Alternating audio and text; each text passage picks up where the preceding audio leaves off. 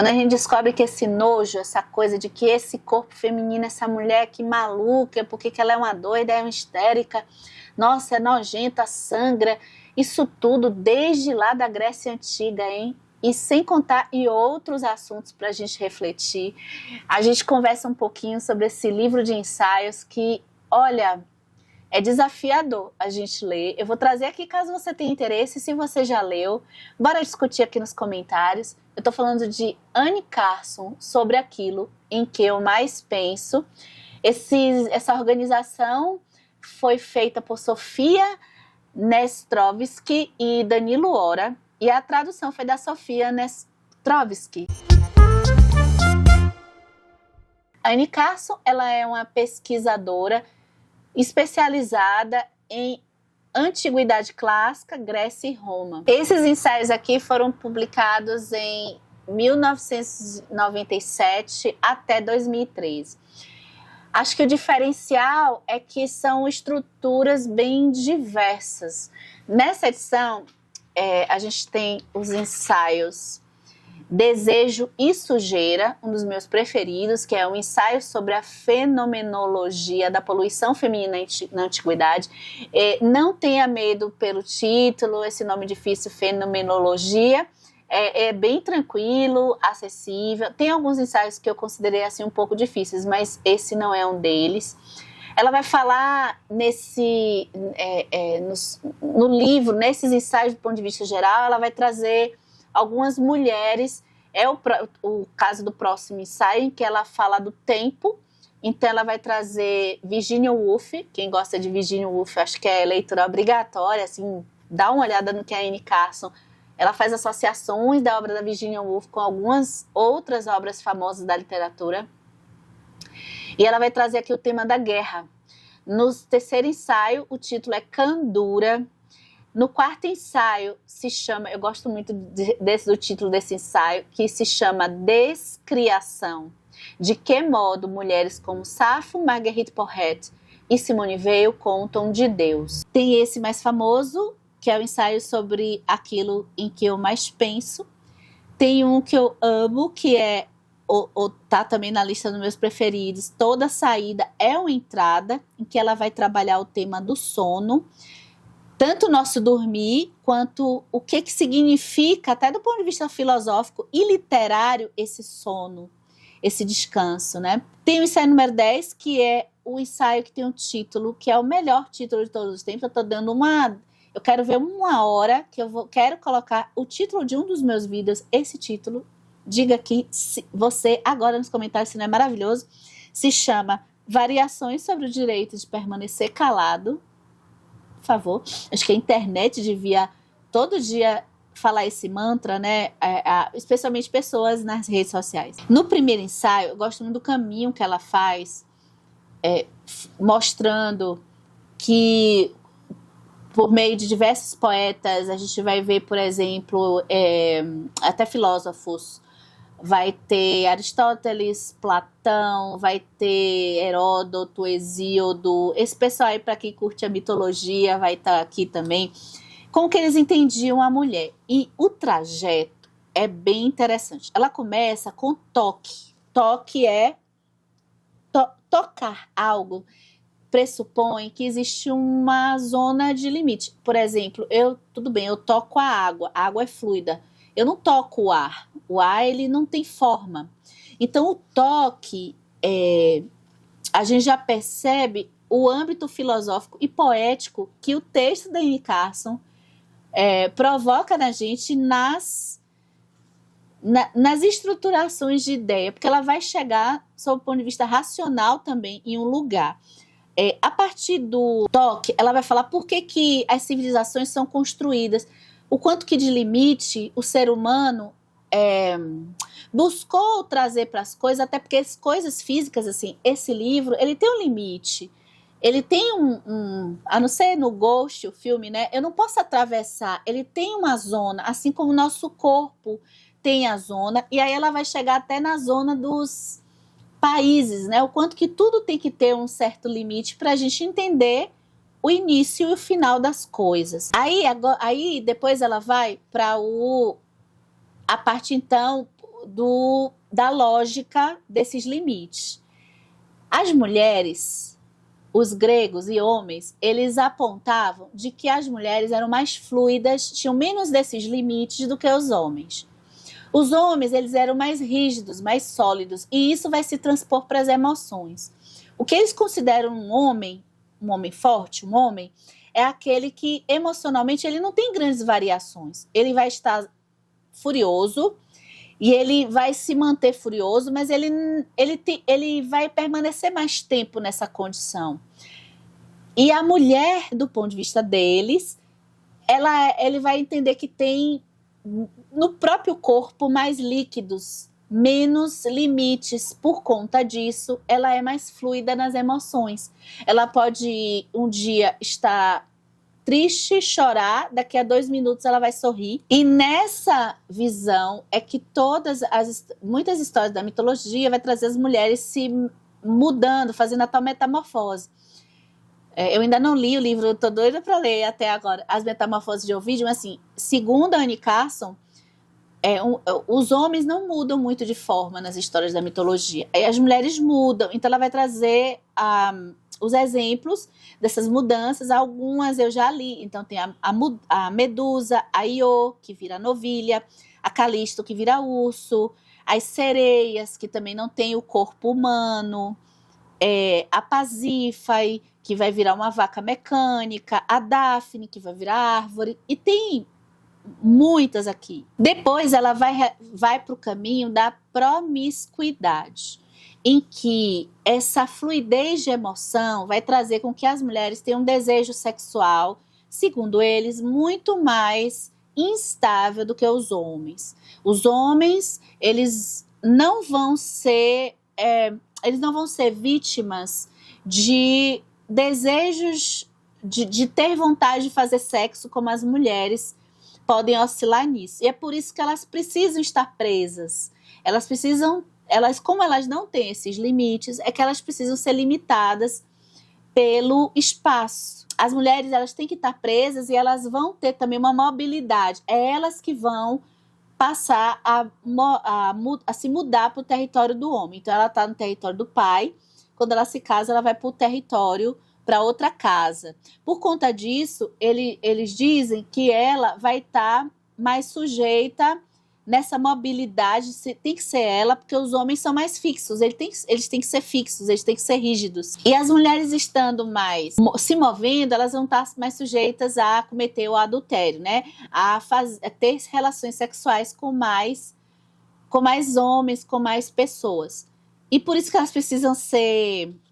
elas são mais poluídas por conta disso, porque uma vez que elas estão tendo relações físicas com outras pessoas, elas estão adquirindo outras sei lá, bactérias. Biologicamente, ela não está fechada, né? E aí ela vai chegar na coisa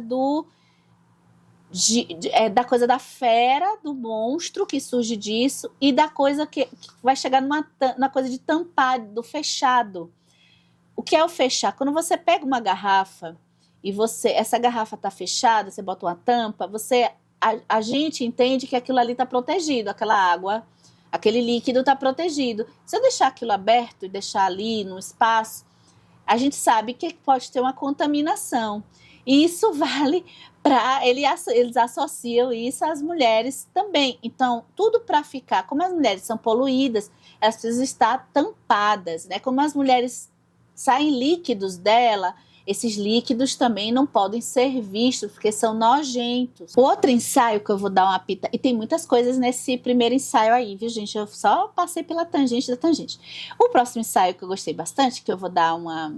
Que é esse que ela vai falar da Safo, da Marguerite Porete e da Simone Weil. A Safo, ela é uma poeta grega do século VII. É aquela que vai para a ilha de Lesbos, e todo o material dela, a Marguerite Porete, ela foi do ano 1310, então ali pela Idade Média. Ela foi queimada viva em praça pública em Paris por ter escrito um livro sobre amor a Deus, em que é entendido ela como ter percebido. Eles fazem uma confusão desse amor do ponto de vista da mulher e o desejo erótico também ali misturado. Na verdade, tanto ela quanto outras mulheres, né? Tem algumas pessoas que estudam isso, que é a mística feminina, mulheres que tinham experiências transcendentais. A Joana d'Arc, a Anne Carson vai falar que é a mesma coisa, são pessoas que não tinham, que estavam tão mergulhadas. A Joana d'Arc, ela falava que ouvia vozes. Então, mas a Joana d'Arc, ela se dizia conversar com Deus ali também. Só que isso tudo tinha uma interpretação complicada pelo fato de elas serem mulheres. A Simone Weil, que é uma filósofa, que também francesa do século XX, e que eu não sabia que o Camus, que é o escritor do Estrangeiro, também um filósofo, né, que escreveu o Mito de Sísifo, A Peste, ele diz que a Simone Weil foi o único grande espírito de nossa época. Para falar da Safo, a Anne Carson vai falar do tema do ciúme, e no caso da Marguerite Porret, a gente vai entender melhor como é que foi, o que a Marguerite Porret falou desse seu desejo ardente e a relação desse desejo com Deus. Então, no final das contas, esse ensaio, o que eu achei legal é como que ela trata o ciúme. Gente, ela ligou o tema do ciúme, porque essas interpretações dessas mulheres são interpretações masculinas. Então, o erótico, e essas mulheres estavam falando coisas parecidas, distantes no tempo, dessa forma que eu falei para vocês. Uma no século XX, outra no século XII, no século XIV, outra lá no século VII. Então, o Deus, o erótico e o ciúme. Tem uma parte linda que eu não sabia, que a Simone Weil, ela produz um texto em que ela faz um trabalho bonito sobre o Pai Nosso, que é uma oração que eu acho linda. Temos também esse ensaio que é fabuloso, porque ele é meio como se fosse poesia, que é o que dá título ao livro, sobre aquilo que eu mais penso, em que ela vai trazer algumas coisas, eu achei, pensando em retórica, pensando no erro, o papel do erro para homens antigos e formas de perceber o erro diferente. Um pouco nessa linha do fracasso, que você pode, como aqui o Costiga, o fracasso, ele tem um olhar do fracasso do ponto de vista positivo. Claro, de forma complexa, porque não é, ai que legal, então por conta disso, todo mundo, eu vou correr atrás do fracasso, porque o fracasso é bom. Não é nesse sentido, não. Mas ela vai nesse estilo de texto meio poético, trazendo metáforas e o que o erro nos traz, né? Existe algo próximo ao estranho, ao inesperado, porque o erro, ele vai ou de uma descoberta posterior, que pode trazer uma surpresa, porque ou porque aquilo foi uma tentativa e se estava esperando errar. Então são vertentes diferentes.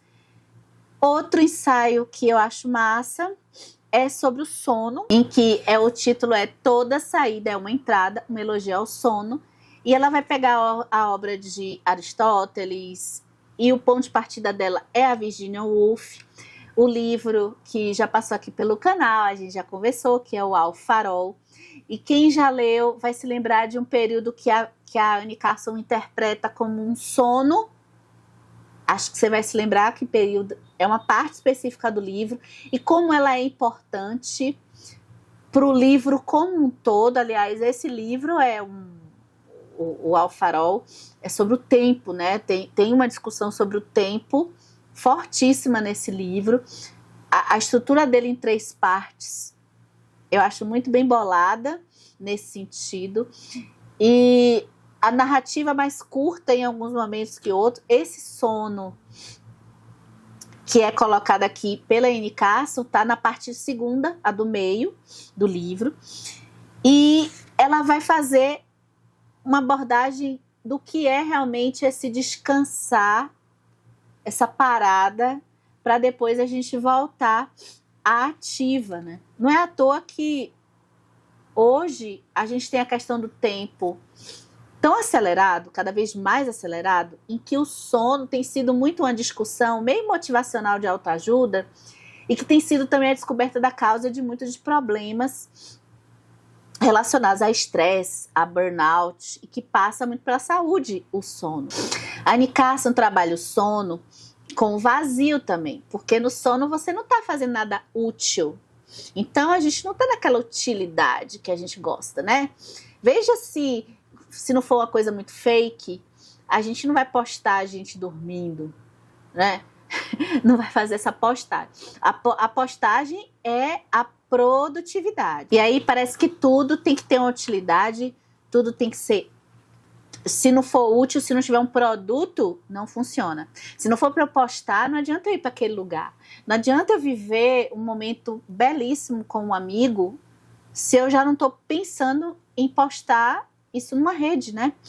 Então, chegamos em tempos críticos.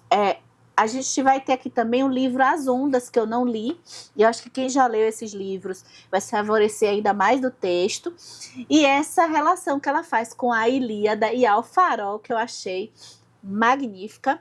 E para finalizar esse vídeo, convidando vocês a conhecer esses ensaios, eu vou falar um pouco da meu ensaio de título preferido, que é Variações sobre o Direito de Permanecer Calado. E ele começa com uma citação de John Cage, que é a seguinte: toda coisa que existe é uma celebração do nada que a sustenta. Nesse ensaio ela vai continuar explorando o tema do silêncio, que ela começou lá no... Claro, esses ensaios foram feitos de momentos diferentes, mas tem relações, então... Coisa do sono, o vazio. Aqui ela vai falar do silêncio. O silêncio daquilo que não é dito, daquilo que é cortado. Ela já divide um silêncio físico e o silêncio metafísico. Aí, para amantes da tradução, que a gente conversou, explorou o tema no ano passado, vai gostar, porque ela é tradutora. E ela fala que ela acaba percebendo o silêncio dessas duas formas no papel da tradução também. Por quê?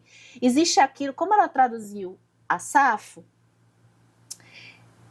muitas das poesias dela foram rasgadas, né? Então estão incompletas porque alguém tirou uma parte.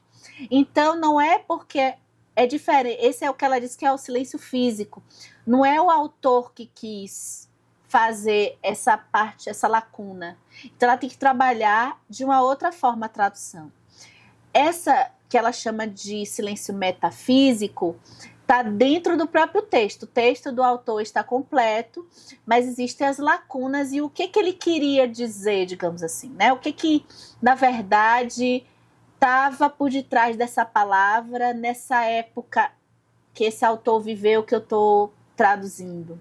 E aí ela vai chegar numa passagem linda que é da Joana d'Arc, que é isso que eu falei, né? Como que a Joana d'Arc talvez pode ter sido incompreendida, né? E ela vai passar por outras obras, como a Odisseia do Homero, porque a feiticeira Circe também... Eu não li a Odisseia ainda, então não vou poder explicar muito bem, mas parece que tem aí alguma coisa de um diálogo e que talvez ela não esteja ali muito claro que a Circe queria dizer. Já a Joana d'Arc, ela vai trazer um pouco do discurso e quanto que ela era interrogada diversas vezes, o fato dela estar ali aprisionada e o fato dela não ser alguém que foi alfabetizada pode ter prejudicado a comunicação. As formas que ela utilizou, as palavras que ela utilizou, do que ela encontrou, né, a Anne Carson, na escrita, que ela diz que tem muitas dos interrogatórios da Joana d'Arc também foram perdidos, do que ela pode ter respondido, e também mais uma mulher que foi criada, foi queimada numa fogueira. Acho que assim, esse foi um dos livros de ensaio mais interessantes que eu já li. Alguns ensaios eu achei difíceis, eu acho que teria que voltar no futuro, eu não tive o estofo necessário. Só que eu acho que é uma porta de entrada para entender assuntos filosóficos bem densos, para a gente perceber, eu mesmo que amo mitologia, essas autoras que eu já passei também aqui, perceber essas nuances, né, ligadas a temas que eu acho que na literatura vão voltando e retornando. Eu acho que ajuda até a gente, na prática da literatura, pensar isso nas nossas vidas também e pensar na própria prática da literatura, nos textos, como é que se encontram esses pensamentos relacionados às mulheres, como é que se encontram essas lacunas, o que é o silêncio, o que é a marcação do tempo, que é outro tema aqui. E eu convido vocês para conhecer a Anne Carson nesse ensaio. Se você já leu a Anne Carson, me recomende mais livros dela. Eu estou de olho em um que ela fala alguma coisa que eu acho que ela vai trabalhar esse tema do Eros, que a gente conversa aqui, né? Amor Eros, amor filia. Eu estou imaginando isso. Se você já leu mais da autora, deixa aqui nos comentários que eu vou adorar. Até o próximo vídeo.